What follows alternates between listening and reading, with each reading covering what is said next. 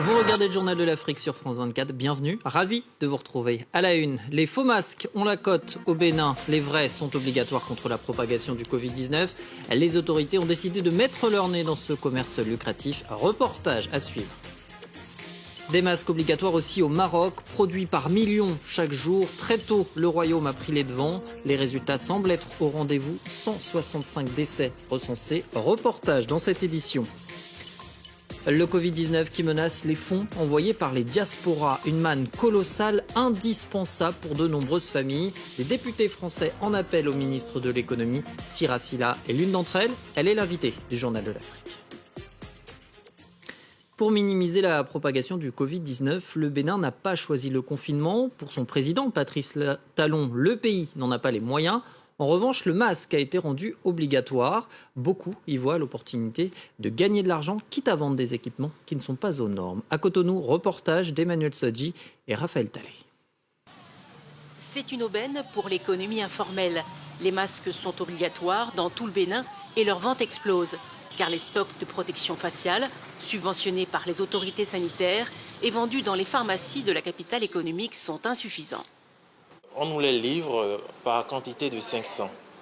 Ce qui fait que pour une pharmacie qui a une grande affluence, on peut rapidement se trouver en rupture. Reste que pour les plus démunis, acheter un masque subventionné à 30 centimes d'euros est encore trop cher. C'est donc la ruée vers des masques comme celui-ci, une seule couche de tissu et sans aucun filtre. Des gens comprennent que la qualité c'est important, d'autres non. L'essentiel c'est de porter un masque parce que c'est obligatoire. Ces bavettes chirurgicales ressemblent à s'y méprendre à celles que l'on peut trouver en pharmacie. Sauf que ce sont des contrefaçons. Nous avons testé ce modèle auprès d'un professionnel. Vous voyez qu'il traverse. Ça, c'est une bavette de mauvaise qualité. Même test avec celle vendue en pharmacie. Vous voyez, quand on pulvérise, rien ne sort. Plusieurs milliers de masques contrefaits seraient ainsi écoulés dans les rues de Cotonou, achetés en gros comme ici, sur ces images filmées discrètement sur le plus grand marché de la ville. Ça vient du Nigeria. Ah, ok. Selon Interpol, le trafic des contrefaçons explose dans le monde depuis le début de la pandémie du Covid-19. Et le Bénin qui enregistre officiellement 64 cas pour un décès. Le Covid-19 qui a également contaminé le Premier ministre bissau-guinéen Nuno Gomes Nabiam l'a annoncé sur son compte Facebook. Il se porte bien, assure-t-il, et invite ses concitoyens à rester chez eux. 3 autres membres du gouvernement ont été testés positifs. C'est ce qu'a fait savoir le ministre de la Santé. Il s'agit de Bocce Kandé à l'intérieur, de Mario Fombe à l'ordre public et de Monica Boiro à l'intégration régionale. Dans tout le pays, ce sont 73 cas et un décès qui ont été recensés. L'état d'urgence a été décrété le 28 mars. Une pandémie de Covid-19 que le Maroc a pris très vite au sérieux. Très tôt, l'état d'urgence a été proclamé, des hôpitaux de campagne mis en place, l'armée déployée, de quoi maîtriser plutôt bien la propagation du virus. Désormais, c'est toute l'industrie qui est mobilisée. 5 millions de masques sont produits quotidiennement, par exemple. Reportage France 24 de Nina Kozlowski et Jean-Marie Lemaire. Quelques jours après le premier décès lié au Covid-19, le Maroc a pris des décisions immédiates. Avec la fermeture des frontières, des écoles, la fermeture des lieux de culte, des commerces non essentiels, puis le confinement de sa population, le port du masque obligatoire et un couvre-feu durant tout le mois sacré de Ramadan. Les mesures ont été prises premièrement pour protéger la population, pour qu'ils ne soient pas en contact avec d'éventuels ou potentiels contaminateurs, d'une part, et d'autre part, pour donner la possibilité aux services de santé de se préparer correctement et de monter en puissance en cas d'augmentation du nombre de cas. Malgré la controverse qu'il suscite dans plusieurs pays, le ministère de la Santé a opté pour le protocole thérapeutique à base de chloroquine. Le traitement est administré dès les premiers symptômes et sans attendre, l'État a constitué un stock de cette molécule produite localement. Il fallait prendre des décisions. Il n'y a pas de traitement. Donc, on fait appel à des produits qui existent déjà sur le marché, des produits qui sont connus. Bien sûr, je ne dis pas que la chloroquine n'a pas d'effets indésirables. Il y a des effets indésirables, mais c'est des effets indésirables qui sont connus, qu'on peut gérer. Et puis on va voir. Parce que nous n'avons pas le temps de faire des recherches qui répondent à une rigueur scientifique. Et pour fournir sa population, l'État a également mobilisé l'industrie pour la fabrique de masques. Objectif, 5 millions d'unités jour vendues dans les épiceries, l'équivalent de 7 centimes d'euros. Face à la crise, les Marocains retroussent les manches et redoublent d'efforts.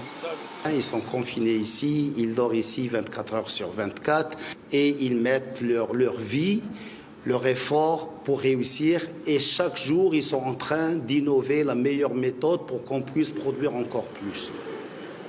Et pour aller plus loin dans son combat contre l'épidémie, le Maroc a décidé de prolonger le confinement d'1 mois supplémentaire jusqu'au 20 mai prochain.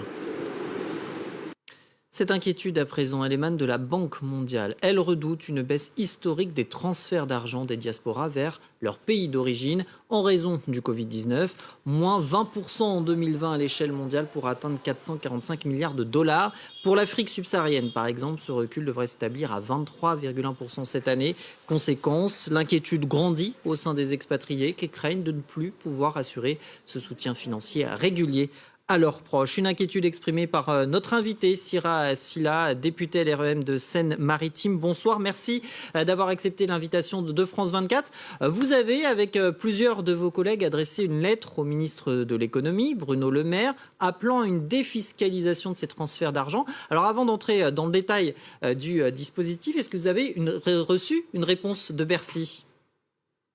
Non, j'avoue qu'à cette heure, j'ai pas de reçu de réponse, à part il y a 2 heures pour me dire qu'on faisait le dossier. Donc je commençais à désespérer, donc non, je n'ai pas de réponse de Bercy. Et je trouve que sur un sujet tel que celui-ci qui est très important, il faut une réponse très vite. Alors précisément, en quoi consiste ce dispositif de défiscalisation des transferts d'argent ? En fait, c'est une idée. En fait, les transferts d'argent, c'est un sujet, lorsque moi j'ai fait mon courrier qui a été co-signé avec des députés, c'est un sujet, le lendemain, la Banque mondiale faisait des prévisions selon lesquelles les transferts d'argent en 2020 diminueraient de 20%. C'est très important. Les transferts d'argent des diasporas africaines, c'est 3 fois le montant de l'aide publique au développement. Mais ça sert, parce qu'il est important de dire à quoi ces transferts d'argent servent. Moi, je le sais. Mon père est retourné à la retraite au Sénégal. Il le faisait lorsqu'il était en France. Ça sert à quoi ? Premièrement, à nourrir les gens. Lorsqu'on voit qu'il y a une fermeture des frontières, il y a la fermeture des frontières, donc l'aide alimentaire, c'est très important. Deuxièmement, lorsque je prends le Sénégal qui a fait le PAISD, plan d'appui aux initiatives solidaires de développement depuis plusieurs années, qui sert à nourrir les gens, mais aussi à faire des projets de développement, construire des hôpitaux, des cases santé, des sociétés de transport, c'est très important. Donc, lorsque la Banque mondiale affirme aussi, après le courrier que j'ai fait, que c'est 20% en moins, je pense que la France doit être au rendez-vous. Mais alors précisément, quel est le dispositif que vous proposez ? Parce qu'on a bien compris que c'est important, ce transfert d'argent, mais quel est le dispositif que vous proposez ? C'est simple. Imaginons, moi j'y vais, je vais faire un transfert, je vais faire mon transfert, je vais devoir payer 40 € de frais. Moi, je voudrais que sur la facture, en fin d'année, fiscalement, il y ait une ligne pour que cela puisse venir en déduction des charges fiscales du revenu de la personne. C'est simple. Et comment le financer ? Qui va payer ? C'est donc les impôts français qui vont payer le président de la République souhaite, et il appelle de ses voeux une nouvelle relation avec l'Afrique, une relation renouvelée, un partenariat d'égal à égal avec les diasporas africaines en avant-garde de cette nouvelle relation entre la France et les pays africains. Donc le président de la République, comme le conseiller Afrique que je salue, parce que le conseiller Afrique Franck Paris de l'Élysée fait un travail formidable, donc je tiens à le souligner, lorsque le président de la République affirme dans la nouvelle relation qu'il veut renouveler avec l'Afrique que les diasporas africaines sont en avant-garde de la nouvelle relation, je pense qu'il a conscience que les diasporas africaines ont un rôle très important à jouer. Et quand on pense que c'est 3 fois l'aide publique au développement et que c'est important, il faut, parce que comme ainsi que je l'ai dit dans le courrier que j'ai écrit à Bruno Le Maire, en cette période de Covid, qu'est-ce qu'on constate ? Les diasporas africaines, elles sont en première ou en deuxième ligne. Qui sont ces diasporas africaines ? Des éboueurs, des femmes de ménage, des agents de sécurité, des soignants. Et ils font partie, comme je le dis dans le courrier, de ceux qui sont en première ligne et qui font partie des piliers de la République. Donc, quand bien même ce système ne pourrait pas être mis en place ad vitam aeternam, on pourrait au moins le mettre en place pendant 1 an ou 2 ans. Parce que les diasporas africaines sont aussi beaucoup de Français et il faut aussi, comme beaucoup de dispositifs pour beaucoup de différentes catégories de la population, il faut aussi le faire parce que c'est très important. Merci. Encore une fois, l'argent des diasporas, c'est 3 fois le montant de l'aide publique au développement. Merci beaucoup Sira Silla. On aura entendu votre appel sur France 24 et on suivra bien sûr de près la réponse que vous donnera à vous et vos collègues Bercy. Merci beaucoup d'avoir été l'invité de France 24.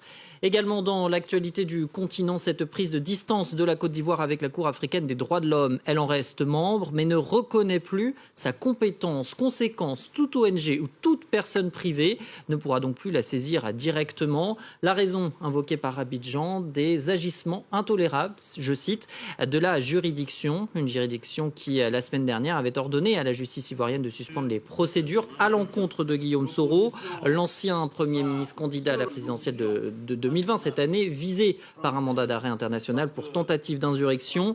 Il a été condamné mardi à 20 ans de prison pour recel de détournement de deniers publics. Le procès de Vital Kamerhe prévu au 11 mai. Le directeur de cabinet du président de RD Congo est en détention préventive depuis le 9 avril. Il est accusé d'avoir détourné près de 51 millions de dollars des fonds publics destinés à la construction de 4500 maisons, dont des logements sociaux.